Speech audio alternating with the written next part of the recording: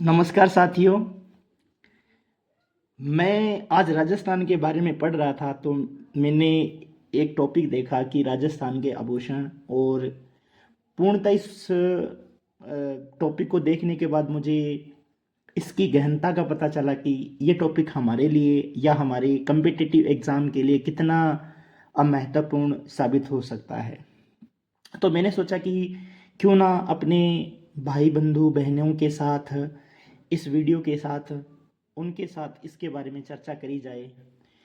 देखिएगा, हमारी जो संस्कृति राजस्थान की जो कल्चर है या संस्कृति या फिर आप ये कहो कि रीति रिवाज हैं, वो अपने आप में एक खास है।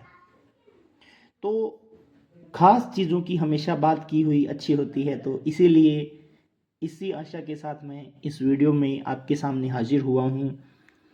तो दोस्तों देखिएगा, ये जो टॉपिक है पहला आपका, इसमें हमने सारे पुरुषों के आभूषण की बात करनी है क्योंकि टॉपिक अपने आप में खास है। और ये खास क्यों है तो आप देखिएगा, यहाँ पर देखिएगा, मुर्की मुर्की से एक सवाल किया गया है 2023 में तृतीय श्रेणी अध्यापक परीक्षा में।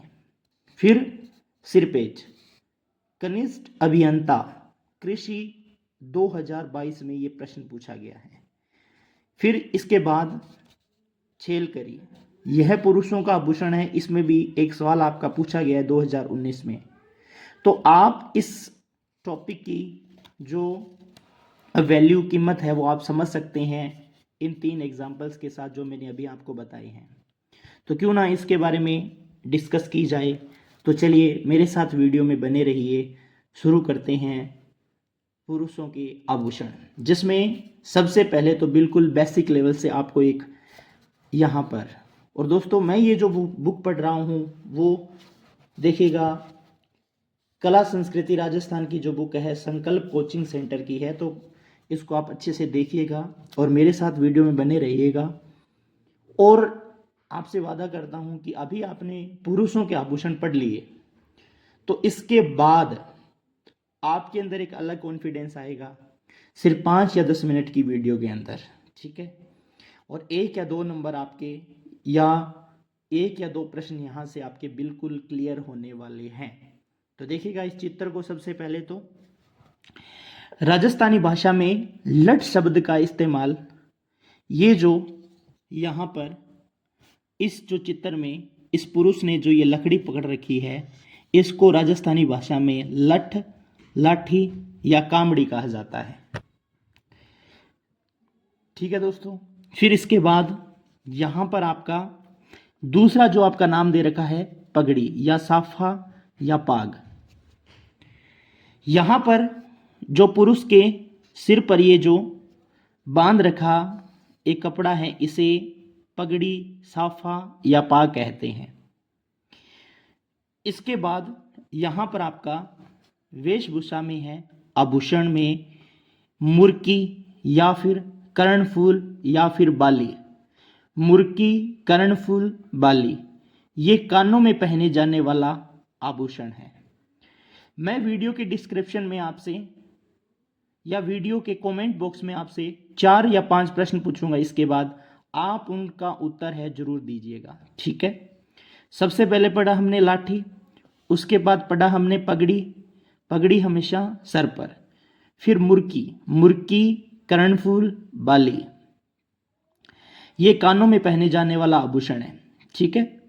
फिर यहाँ पर एक नाम आपको दे रखा है कड़ा। ये कड़ा है जो हाथ में पहना जाता है, ठीक है। ये रहा यहाँ पर कड़ा, ठीक है। इसके बाद चित्र में जो आपका दे रखा है वो है तबीजी या ताबीज, ताबीजी या ताबीज। और ताबीज का नॉर्मल बेसिस में सबको पता होता है, ये गले में पहने जाने वाला एक आभूषण है। फिर इसी प्रकार से गले में पहने जाने वाला पुरुषों के लिए एक और आभूषण है जिसका नाम है माला या कंठी, और कंठी से कंठ, और कंठ से आपको पता चल रहा है ये गर्दन में ही या गले में ही पहना जाएगा।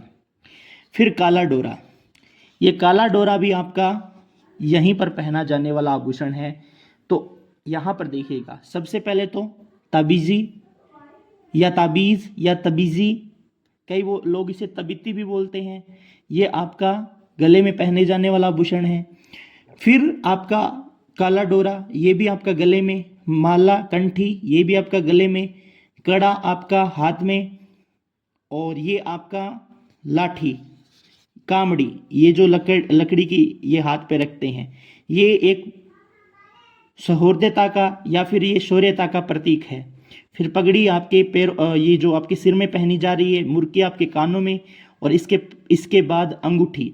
अंगूठी तो आपको सभी को पता ही होगी, तो इसको याद करने की आपको ज़रूरत नहीं है, ठीक है। फिर उसके बाद गमछा, अंगोछा, कमरी, अंगरखा। ये अंगरखा, अंगोछा, कमरी, गमछा, ये टॉपिक या ये शब्द ये आपको कन्फ्यूज़न में डाल सकते हैं। गमछा, छा, अंगोछा, अंगरखा, कमरी। कमरी से याद रख लो, कमर में पहने जाने वाला एक कपड़ा, ठीक है, या बांधा जाने वाला रस्सी की तरह एक कपड़ा। तो गमछा, अंगोछा, कमरी, अंगरखा, ठीक है। फिर दोस्तों चित्र में आगे बढ़ते हैं और बात करते हैं कुर्ता। तो कुर्ता कहाँ पहना, ये देखो, ये पूरा का पूरा आपका क्या है, कुर्ता है, ठीक है, ये आपको सभी को पता होगा। फिर आपका ये धोती, इसके बारे में आपको ज़्यादा बात करने की ज़रूरत नहीं है। फिर उसके बाद आपका नोकदार जूती, है ना। तो ये तो हुए आपके सिंपल आभूषण। और अभी मैं वीडियो के अंदर आपसे एक प्रश्न पूछ रहा हूँ, ठीक है। निम्न में से कौन सा आभूषण कमर पे पहना जाता है?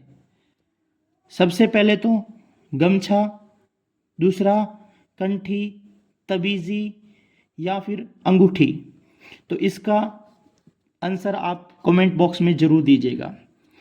अब चलते हैं, बस 2 या 3 मिनट के अंदर, ज़्यादा से ज़्यादा 5 मिनट के अंदर इस वीडियो को ख़त्म करते हैं और आभूषण, पुरुषों के आभूषण बिल्कुल फिनिश करते हैं। देखिएगा, बलेवड़ा। बलेवड़ा आपका पुरुषों के गले में पहने जाने वाला, तो देखिएगा एक गले में पहने जाने वाला आभूषण और आ गया, बलेवड़ा। फिर आपका चौकी। गले के इस आभूषण पर देवताओं की मूर्ति अंकित होती है। सबसे पहले तो चौकी कहाँ पहना जाता है? आपका गले में, ठीक है। और इस पर दोस्तों क्या होता है कि देवताओं की मूर्ति और लगी होती है चौकी के ऊपर, ठीक है। तो चौकी आपका गले में और बलेवड़ा भी आपका गले में। फिर दोस्तों आपका तीसरा आभूषण इसमें दे रखा है आपका चूड़। चूड़ देखिएगा, यह आभूषण दोनों हाथों में गोल कंडे के रूप में पहना जाता है। कहाँ पहनी जाती है? हाथों में। तो इसी से याद रख लो, चूड़, चूड़ी, यानी चूड़ आपका हाथों में पहने जाने वाला गोल आपका एक कड़े के समान क्या होता है? आभूषण होता है। फिर आपका कंठा, और कंठा से कंठ याद रख लो, कंठ।